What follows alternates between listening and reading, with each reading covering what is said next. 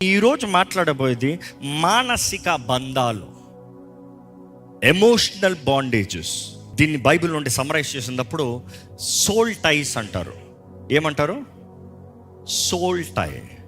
Soul అన్న మాట గ్రీక్లో చూస్తే ఆ మాట సైకి అన్న మాట ఇంగ్లీష్ వర్డ్ వస్తుంది. ఏంటి ఆ మాట చెప్పండి? సైకి. అందరు చెప్పండి, ఏంటి ఆ మాట? రే సైకోరా అంటారు. అంటే సైకి అంటే సైకో అని అర్థం కాదు.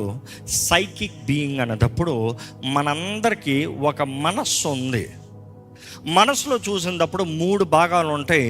మన మనస్సు, మన సోల్ అన్నదప్పుడు 3 భాగాలు ఉంటుంది. ఒకటి ఎమోషన్స్, భావోద్రేకాలు, ఎమోషన్స్. రెండవది విల్, చిత్తం, నీ చిత్తం, నువ్వు చేసే నిర్ణయము.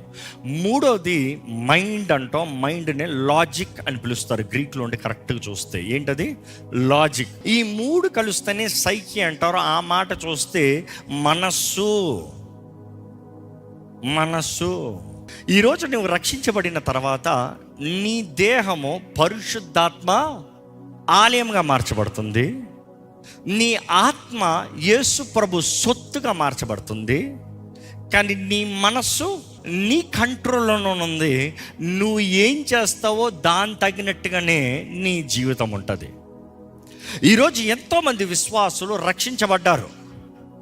నా ఆత్మ యేసు ప్రభు సొత్తు అని ప్రకటిస్తున్నారు. బాగుంది.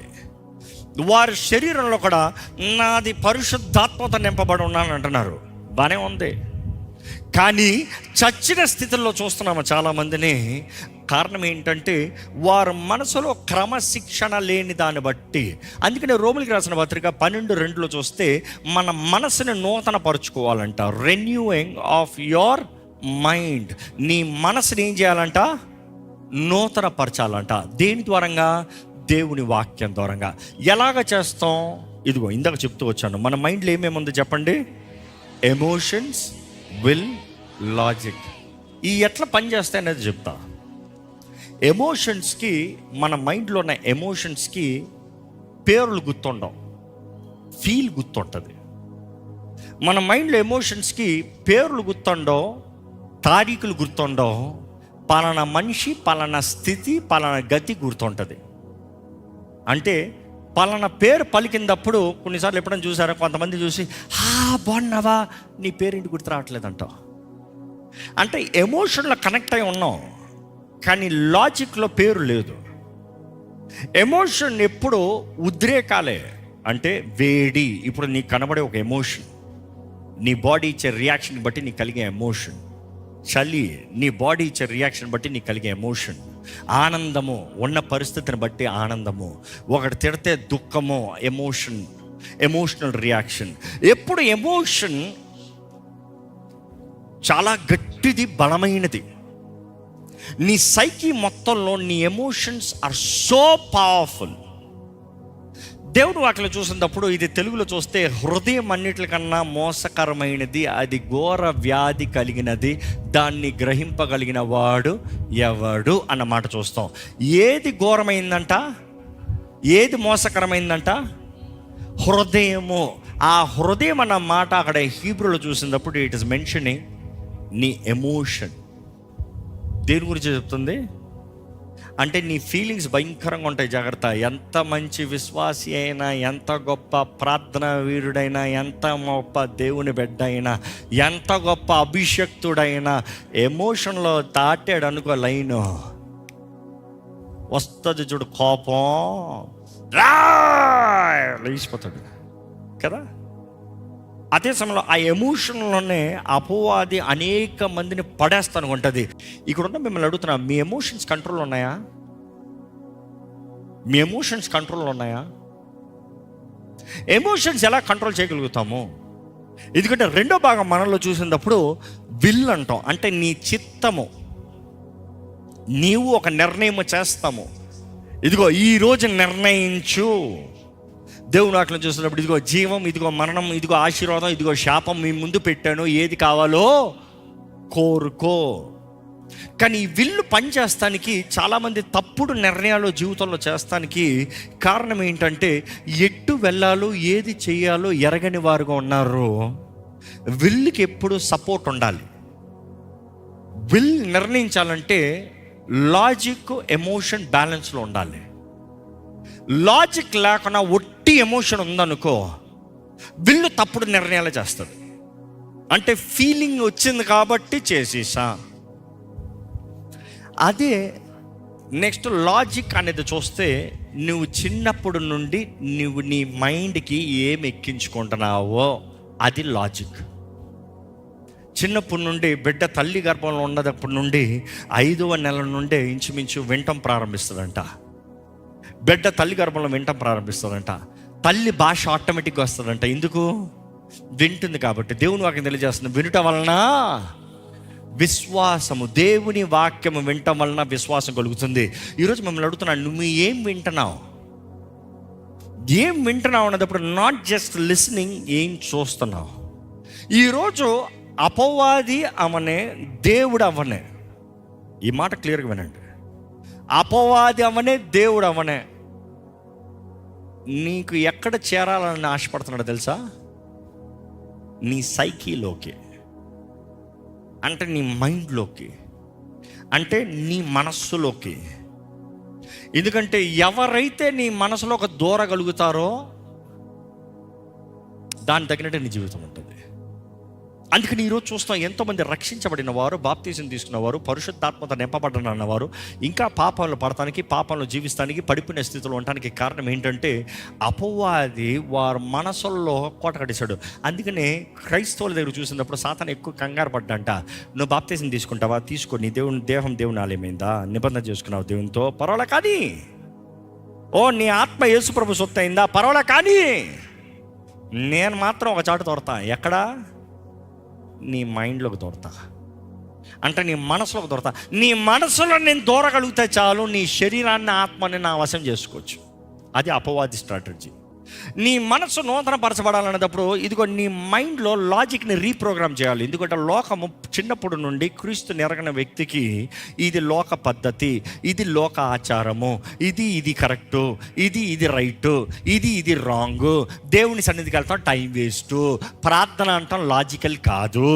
ఇది దేవుడు అంటే ఎక్కడున్నాడు, నాకు కనబడి, ఇవన్నీ లాజికల్.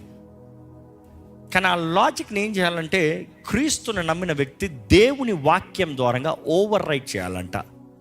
అదే రోమన్స్ 12:2 ఇందాక చెప్పిన మాట, రెన్యూయింగ్, మరలా నూతన పరుచుకో, మనసును నూతన పరుచుకో, నీ మైండ్ను, లాజిక్ను నూతన పరుచుకో. కొన్నిసార్లు నీ ఫోన్లో డేటా ఫుల్ అయిపోయి ఉంటుంది, కొన్నిసార్లు ఫ్రెష్ ఫార్మాట్ చేస్తావు. ఫోన్ ఫ్రెష్ ఫార్మాట్ చేసిన తర్వాత ఏమవుతుంది? పాతవి అడుగుతూ ఉంటాయా? Erase, override. కొన్నిసార్లు స్పేస్ లేదన్నప్పుడు కొన్ని స్పేస్ డెలీట్ చేస్తావు. ఈరోజు మనం కూడా మన మైండ్లో, ఈ మైండ్ భయంకరమైనది. నువ్వు ఒక హార్డ్ డిస్క్ డెలీట్ చేసి, ఒక ఫోన్ని డెలీట్ చేసి డేటా మళ్ళీ లేదంటావేమో, కానీ ఈ మైండ్లో అంత సులభం కాదు, మర్చిపోతాం. కానీ ఒక మంచి మాట చెప్తాను నేనండి, లాజిక్ మర్చిపోతానికి చాలా సులభం, ఎమోషన్ మాత్రం చచ్చినా మర్చిపోదు. అర్థమైందా? అందుకే నేను స్కూల్లో 10th క్లాస్లో పబ్లిక్ ఎగ్జామ్ రాసావేమో. ఏంటి రాసావు గుర్తుందా? 10th క్లాస్లో పబ్లిక్ ఎగ్జామ్ ఎందుకండి? నన్ను ఎంత డబ్బులు ఖర్చు పెట్టావో చెప్పు చూద్దాం. అరే అంతెందుకండి, పొద్దుట్లు లేసి ఎవరికి ఏం మెసేజ్ పెట్టావో చెప్పు చూద్దాం. గుర్తుండదు. నన్ను ఎవరు తిట్టారు చెప్పు, కరెక్టే చెప్తావు. నిన్నెందుకు? నువ్వు చిన్నప్పుడు 10 సంవత్సరాలప్పుడు ఎవడన్నా నిన్ను కొట్టాడా చెప్పు, కరెక్టే చెప్తావు. ఎందుకంటే ఈ లాజిక్ అనేది పోతా ఉంటుంది, ఫీడ్ చేసుకుంటా ఉండాలి. అందుకనే ప్రతిదినము దేవుని వాక్యము చదవవలసిన అవసరత ఉంది క్రైస్తవుడికి. ఆమేన్. కానీ అదే సమయంలో ఈ మనస్సు ఘోర వ్యాధి, ఇది వదలదు, పాసి గబ్బు వదలదు. కానీ నీ విల్లు ఉంది చూడు మధ్యలో, అక్కడ అంటాం 2:1 ఫైట్ అంటాం. దేవుని వాక్యం నీ హృదయంలో నుండి నీ చిత్తము నిర్ణయిస్తానికి, ఇదిగో నాకు ఇట్లా బాధ కలిగించాడు వీడు, నాకు విరోధంగా మాట్లాడింది తిను, ఇదిగో నన్ను గాయపరిచారు వీరు, ఇదిగో నన్ను మోసం చేశారు వీళ్ళు, ఇదిగో నాకు పలానా. బట్ స్టిల్ దేవుని వాక్యం ఏం చెప్తుంది? నేను నమ్ముతా. అందుకనే చూసినప్పుడు క్షమించరాని మనసు అపవాదికి చాలా పెద్ద తలుపు అంట. క్షమించరాని పాపం నీలో అంటే వాడు ఏం చేస్తాడంటే వెంటనే దూరతాడు. క్షమించరాని మనసు ఎక్కడ ఉంటుందంటే ఎమోషన్. అందుకని అంటావు, ఒక వ్యక్తిని క్షమిస్తావు, ఒకసారి నేను క్షమించా అని చెప్తానికి లేదు. కొన్నిసార్లు జీవితకాలం క్షమించాలంట, తెలుసా? ప్రతిరోజు క్షమించాలంట. దేవుడు మానవుడు కాదు మనలాగా ముండి పెట్టుకుంటానికి. దేవుడు ఒక్కసారి క్షమించాడంట, ఆయన వెనక్కేస్తాడంట, ఇంకెన్నటికీ ఆయన మరలా జ్ఞాపకం చేసుకోడంట. ఈరోజు దేవుని వాక్యలు చూసినప్పుడు అండి వీ కెన్ అండర్స్టాండ్ ఈ సోల్ టైస్ చూసినప్పుడు ఎంతో భయంకరంగా ఉంటాయి. ఫస్ట్ ఈ సోల్ టై అన్న దానికి ఒక చిన్న ఇంట్రొడక్షన్ చెప్పాలని ఆశపడుతున్నా. నెఫెష్ అన్న హీబ్రూ మాట, సైకి అనే గ్రీక్ మాట, దీనికి అర్థం ఏంటి చూసినప్పుడు ఇది బంధము, మనస్సుకి బంధము, మనస్సుకి బంధము. ఇది ఇంకా కొంచెం డీటెయిల్ చెప్పాలంటే మనస్సు బంధములు అన్నీ చెడ్డవా కాదు. భార్యాభర్తల బంధము మనసులకి బంధము. వారు ఇంకా ఏక శరీరమై ఉంటారన్నప్పుడు ఏదో శరీరం ఒకటైపోయింది కాదు. One in ideology, one in mind, one in thinking, one in logic. భార్య భర్తలో ఈరోజు చాలామందికి విడిపోతానికి కారణం ఏంటంటే కమ్యూనికేషన్ ప్రాబ్లం అని చెప్తారు. అంటే కమ్యూనికేట్ చేయాలంటే ఏం చేయాలి? నీ మైండ్లో ఉన్నదాన్ని నువ్వు బయటికే పలకాలి, తెలియజేసుకోవాలి. మామూలుగా ఉంటాం, భార్యలారా మీ భర్తల్ని గౌరవించండి, భర్తలారా మీ భార్యల్ని గౌరవించండి. కానీ అక్కడ ఒక లాజిక్ పాయింట్ పెట్టాడు. భర్తలకు అంటున్నాడు, నీ భార్య బలహీనమైన ఘటమని ఎరిగి గౌరవించు. Know that she is a weaker vessel, honour her. అదే సమయంలో నీ భర్తని గౌరవించు. నీ భర్త ఎడల భయభక్తులు కలిగి ఉండి నీ భార్యలకు కూడా తెలియజేయబడుతుంది. ఎఫెసీయుల 5లో చివరి మాట అదే. బట్ దెన్ మనం గమనిస్తే యూ కెన్ అండర్స్టాండ్, ఇది క్రీస్తు సంఘానికి సాదృశ్యంగా, క్రీస్తు సంఘాన్ని ప్రేమించిన రీతిగా భర్త భార్యని ప్రేమించాలి. ప్రేమిస్తామనేది లాజిక్ కాదు, ప్రేమిస్తామనేది బ్లైండ్ చిత్తం కాదు, ప్రేమిస్తామనేది ఎమోషన్తో కూడినది. కరెక్టా? ప్రేమిస్తామనేది ఇట్ ఈస్ యువర్ ఎమోషన్ని నువ్వు కంట్రోల్లో పెట్టుకోవాలి. నన్ను తిట్టిన వాళ్ళని నేను ఎట్లా ప్రేమిస్తా? అదే ఆత్మఫలం. అంటే పరిశుద్ధాత్మ ప్రేరేపణ నువ్వు పొందుకుంటే పరిశుద్ధాత్మ ద్వారానే ఒక మనిషి ఇతరుల్ని భరించి ప్రేమిస్తానికి అవకాశం ఉంది, తానంతట తను కాదు. ఎందుకంటే ఈ మనుషుడు స్వభావం, పడిపోయిన ఆదాం స్వభావం తాస్పం స్వభావం. ఎవడన్నా కొట్టాడు ఒక పొస్స బుసులుగిస్తాడంట, ఎక్కడలేని కోపం వస్తాడంట. అది సొంత కన్న బిడ్డవనే, కట్టుకున్న భార్య అవనే, కట్టుకున్న భర్త అవనే, ఎంత ప్రేమించి పెళ్లి చేసుకున్నాను ఎన్ని సంవత్సరాలు అన్ననే. అంటే ఈగోకి ప్రేమ రావట్లే. ఇంకా ఈరోజు జ్ఞాపకం చేసుకోవాలి, దేవుడు వాక్యం తెలియజేస్తుంది, దేవుని వాక్కు తగినట్టుగా ప్రతి భర్త భార్యని ప్రేమించాలి. It is a rule, it is a must, అది ఆజ్ఞ. అంటే భార్య భర్తలు మాత్రం ప్రేమించుకోవాలా? యేసు ప్రభు చెప్తాడు, ద లా కీపర్స్ వచ్చి, ధర్మశాస్త్రం బోధించేవారు, కలిగి ఉన్నవారు, పాటించేవారు, వారు వచ్చి, అయ్యా గొప్ప ఆజ్ఞ ఏది, which is the greatest of the law అని అడిగినప్పుడు ఆయన ఏమని చెప్పాడు చెప్పండి? ఏంటి ఆ ఒక్క ఆజ్ఞ అంటే ఒక్క ఆజ్ఞ చెప్పలే. ఆయన సమరైజ్ చేసి రెండుగా చెప్పాడు. ఒకటి, నీ దేవుని ప్రేమించు. రెండోది, నీ పొరుగువాడిని ప్రేమించు. నిన్ను వల్లే నీ పొరుగువాడిని ప్రేమించు. ఈరోజు ఎంతోమందికి మనసులో నెమ్మది లేని కలవరంలో ఉన్నారు. ఒకటి జ్ఞాపకం చేసుకో, నీ ఎమోషన్ ఎగిరిగిరి పడతా ఉంటుంది, కానీ దాన్ని బట్టి పరిస్థితులు ఏం మారవండి. దేవుని వాక్యంలో చూస్తే సమస్త జ్ఞానానికి మించిన సమాధానము దేవుడు మనకు అనుగ్రహిస్తాడంట. ఏంటి? సమస్త జ్ఞానానికి మించిన సమాధానం.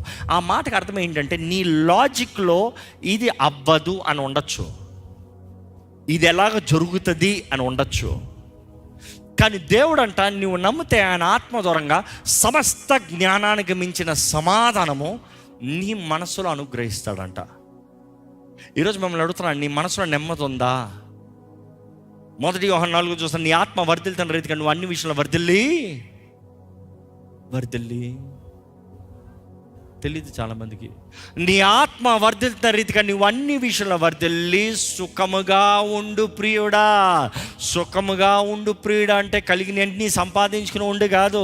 సుఖముగా ఉండు ప్రియుడా అంటే చక్కటి ఏసు రూమ్లో పడుకుంటా అని అర్థం కాదు. ఏది ఎట్లున్నా కూడా నీ ఆత్మ అన్నదప్పుడు అక్కడ క్రియేట్ చూస్తే ఇంగ్లీష్లో సోల్ అని ఉంటుంది, హీబ్రూలో ట్రాన్స్లేట్ చేస్తే నెఫేష్ అని చూస్తుంది, గ్రీక్లో చూస్తే సైకి అనే మాట వస్తుంది. అంటే నీ మనస్సులో నీ ఎమోషన్స్ కంట్రోల్ ఉంటే నువ్వు సుఖంగా ఉంటావు. నీ ఎమోషన్స్ అదుపులో ఉంటే సుఖంగా ఉంటావు. ఈరోజు అపవాది రేపుతున్నాడండి గాయాలని. ఎక్కడ రేపుతున్నాడు? నా గుండె పగిలిపోయింది అంటావు అంటే ఏంటి? నీ ఎమోషన్స్. నా గుండెలో నాకు బాధగా ఉంది అంటావు అంటే నీ ఎమోషన్స్. ఎందుకంటే ఎమోషన్స్ అనేది ఎలాగ వస్తుందంటే, ఒకటి మ్యారేజ్ టై, రెండోది స్నేహము, స్నేహితులు, లేకపోతే నువ్వు ఎవరి మీద అయితే ఆధారపడుతున్నావు వారు. ఇవన్నీ ఎట్లా ఈ అదే సమయంలో అన్గాడ్లీ సోల్ టైస్ బైబిల్లో చెప్తే సంసోన్ గురించి చెప్పొచ్చు. సంసోను దెలీలా ఒకతన్ని చూచాడంట. నెక్స్ట్ ఏమైంది? వేశ్య దగ్గరికి వెళ్ళాడు. వేశ్య దగ్గరికి వెళ్తాం ఏమైంది? వ్యభిచారము దేహంతో కదండి, మనసుకి ఏం సంబంధం అంటున్నామో. లేదు లేదు లేదు, భయంకరం. ఒక వేశ్య దగ్గరికి వెళ్ళేవాడు తనతో జతపరచబడుతున్నాడని దేవుని వాక్యం తెలియజేస్తుంది. అంటే శరీరం జతపరచబడుతుంది అని అర్థమా? కాదు, మైండ్ జతపరచబడుతుంది, జాగ్రత్త. ఆ ఐడియాలజీ జతపరచబడుతుంది, జాగ్రత్త. ఈరోజు క్రైస్తవులు అంటే వేశ్యల దగ్గర పెద్ద వెళ్ళరంట, కానీ చేతుల్లో ఫోనోగ్రఫీ చూసుకుంటా కూర్చుంటారంట, ఊహలో ఉంటారంట. అదే యేసుప్రభు చెప్తున్నాడు, వ్యభిచారం చేయొద్దన్న మాట మీరు విన్నారు, కానీ నేను మీతో చెప్పినది ఏమనగా, ఒక స్త్రీని మోహపు చూపుతో చూచువాడు. అంటే ఏంటి? కళ్ళు చూసాను తప్ప. కళ్ళు కిటికీలు లాంటివి, లేకపోతే తలుపులు లాంటివి. తలుపు తెరుసు అంటే వెలుతురు వచ్చింది, కానీ అది తప్పు కాదు. నీ ఆశ ఎక్కడ ఉంది? ఈరోజు దేవుని వాక్యంలో చూసినప్పుడు అండి, నీ మైండ్ని ఎక్కడ కనెక్ట్ చేస్తున్నావు, ఏం ఎక్కిస్తున్నావు అనేది చాలా ముఖ్యం. బైబిల్లో చూస్తే ఎక్కడ ఒక మాట చూపించాలని ఆశపడుతున్నాను. కొరింథీయులకు రాసిన మొదటి పత్రిక 6వ అధ్యాయము 16వ వచనము. వేశ్యతో కలుసుకున్న వాడు దానితో ఏకదేహమై ఉన్నాడని మీరు ఎరుగరా? వేశ్యతో కలుసుకున్నవాడు దానితో ఏకదేహమై. తెలుగులో చాలా బాగుంది, ఏకదేహమై. చూసి కలుసుకున్నవాడు. ఈ కొలాల్ అన్న మాట గ్రీక్ నుండి చూస్తే దానికి గ్లూడ్, కలపబడ్డాడు. అదే కలుసుకున్నవాడు. దీనికి ఇంకో మీనింగ్ కూడా ఉంది, ఆకర్షించబడేవాడు, లేకపోతే దాని దగ్గరికి చేరేవాడు. ఒకటవుతున్నాడంట, ఎమోషనల్ బాండింగ్. ఈరోజు చాలామంది అక్రమ సంబంధాలకి గురవుతున్నారు. కారణం ఏంటి తెలుసా? ఎంతోమంది వివాహమైన వారు అక్రమ సంబంధాలు పెట్టుకోవడానికి కారణం ఏంటి తెలుసా? హద్దులు లేవు, క్రమశిక్షణ లేదు. నేను చేశాను తప్పయింది అని చెప్తాం కాదు, చేస్తానికి ఎందుకు అనుమతి, హద్దు ఎందుకు దాటావు? ఇంట్లో పిల్లలు చెప్తాం, రే రోడ్డు మీదకి పోవద్దురా, రోడ్డు మీద పోయాను కుక్క కరిచిందని చెప్తే తప్పెవరిది, ఎందుకురా పోయావని తిడతావు. ఈరోజు హద్దులు, కొన్ని విషయాలు చెయ్యకూడదు అంటే ఈరోజు తరం ఎలాగైపోయింది తెలుసా? ఏం తప్పుంది, ఏముందంట, ఈ మోడర్న్ టైంలో కూడా ఇట్లుంటా ఏంటంట, నాకు బాయ్ ఫ్రెండ్ ఉంటాం ఏం తప్పో, నాకు గర్ల్ ఫ్రెండ్ ఉంటాం ఏం తప్పు, అవును మేము కలిసే తిరుగుతాం, మేము కలిసే మాట్లాడుకుంటాం, మా హృదయం అంతా పంచుకుంటాం. What are you doing? You're doing a soul tie. That is a soul tie. That is a soul tie. ఈరోజు ఎంతోమంది యవనస్తులు ఈ జెన్జీ ఎట్లున్నారు తెలుసా? వివాహమైన తర్వాత నా దగ్గర కొంతమంది వచ్చి చెప్తారు, నా భార్యని సంతోషపెట్టలేకపోతున్నా, సమాధానంగా బ్రతకలేకపోతున్నా, తన పక్కన పడుకోలేకపోతున్నా. కారణం ఏంటంటే నా గతాన్ని మర్చిపోలేకపోతున్నా. ఏంటి గతం? సోల్ టై, మానసిక బంధం. అది ఆ బంధాన్ని నువ్వు తెంపుతానే కానీ నువ్వు స్వతంత్రంగా బ్రతకలేవు. అది తెంపగలిగింది దేవుడే, నీ అంతటా నువ్వు కాదు. నువ్వు చోటిచ్చి అనుమతించి ఆ స్థితికి వెళ్ళింది నీ తప్పు. హద్దు దాటావు, కట్టుకట్టగలిగింది దేవుడే. రోడ్డు మీద పోయి ఒక్కొక్క కరిచింది, డాక్టర్ దగ్గర పోవాలి. నీ అంతటా నువ్వు కాదు. పిచ్చుకొక్క కరిచింది అనుకో, పిచ్చోడు అయిపోతావు, ర్యాబీస్ వస్తుంది. దేవుని వాక్యం తెలియజేస్తుంది, హృదయాల్ని బాగు చేసే దేవుడు అన్నాడు. ఇప్పటికే పాడైన వారికి చెప్తున్నాడు, దేవుడి దగ్గరకు రా, దేవుడు స్వస్థపరుస్తాడు, దేవుడు విడిపిస్తాడు. పరిశుద్ధాత్మ అభిషేకం దూరంగా ఆ బంధకాలని తెంపుతాడు. నువ్వు దేవుని దగ్గర రాకుండా నీ అంతటే నీవు డీల్ చేసుకుంటా, నేను మర్చిపోతా ఎన్ని సంవత్సరాలు అయింది, మర్చిపోలేకపోతున్నావు. అది తెంపేది దేవుడే. నువ్వు దేవుని దగ్గర రావాలి. చాలా దయచేసి స్థలం ఉంచుతావు. ఇక్కడ ఉన్నవారు మీరు ఎవరన్నా మీ హృదయంలో నెమ్మది లేని వారుగా, గాయపరచబడిన వారు ఉన్నారా? దేవుని ఆత్మ సహాయాన్ని అడగండి. దేవా, నన్ను బాగు చేయగలిగిన వాడు నీవు మాత్రమేనయ్యా. నన్ను స్వస్థపరచగలిగిన వాడు నీవు మాత్రమేనయ్యా. నన్ను విడిపించగలిగిన వాడు నీవు మాత్రమేనయ్యా. నా కుటుంబాన్ని కట్టగలిగిన వాడు నీవు మాత్రమే ప్రభువా. నా జీవితంలో జయం ఇవ్వగలిగింది నువ్వు మాత్రమే ప్రభువా. ఈరోజు జ్ఞాపకం చేసుకో, అపవాది తలకై, సాతాను తలకై చెతకొట్టిన దేవుడు. ఆయన సిలువ పైన చెతకొట్టాడు. కొలసీలు రాసిన పత్రిక 2:14-15 చూస్తున్నాము. ఆయన సాతాన్ని, వాడి అనుచరుల్ని, ప్రధానులను, అధికారుల్ని బహిరంగంగా నిరాయుధులుగా చేశాడంట. ఈరోజు నిజమైన స్వతంత్రత యేసు ప్రభు చెప్పలేదా? కుమారుడు మిమ్మల్ని స్వతంత్రునిగా చేస్తనే కానీ నిజముగా మీరు స్వతంత్రులు కానేరని. యేసు ప్రభు నిన్ను స్వతంత్రంగా చేయగలుగుతాడు. ఆయన మాట, యేసు ప్రభు పరిచర్లు చూస్తే అనేక మంది అపవాది ద్వారా బంధించబడిన వారిని ఆయన ఒక్క నోటి మాటతో విడిపించాడు. ఈరోజు నిన్ను విడిపిస్తానికి దేవుడు ఆశ కలిగి ఉన్నాడు. ఈరోజు నీ మనసుని విడిపించాలని ఆశ కలిగి ఉన్నాడు. నీ జీవితాన్ని బాగు చేయాలని దేవుడు ఆశ కలిగి ఉన్నాడు. నీ హృదయాన్ని బాగు చేయాలని దేవుడు ఆశ కలిగి ఉన్నాడండి. God is able, God is ready. ఈరోజు అడుగుదేవా, నా మనసును స్వస్థపరచవా, నా హృదయాన్ని బాగు చేయవా, నా ఎమోషనల్ వూండ్స్ని హీల్ చేయవా, నాకు కావాల్సిన స్వస్థత దయచే, మానసిక స్వస్థత దయచే ప్రభువా. అపవాది కలిగించిన గాయాల నుండి నాకు స్వస్థత దయచేయ్యా. ఇదిగో గుండె చెదిరిన వారిని బాగు చేయవాడు అన్న మాట జ్ఞాపకం చేస్తున్నాము కదా. ఇదిగోనయ్యా, నీవు మాత్రమే గుండె చెదిరిన వారిని బాగు చేయవాడు నీవేనయ్యా. ఇదిగో దేవుడు ఈరోజు ఇస్తున్నాడు పిలుపు నీకు. బంధకాల నుండి బయటికి రావాలని ఆశపడుతున్నావా? వేడుకో, నా ఆత్మ సహాయాన్ని వేడుకో, నా శక్తిని వేడుకో, నా ఆత్మ దూరంగా జీవాన్ని వేడుకో. ఇదిగో ఆత్మ ఫలము నీవు ఫలించాలి. ఈరోజు దేవుడు కోరేది అదే, ఆత్మ ఫలము నీవు ఫలించాలి.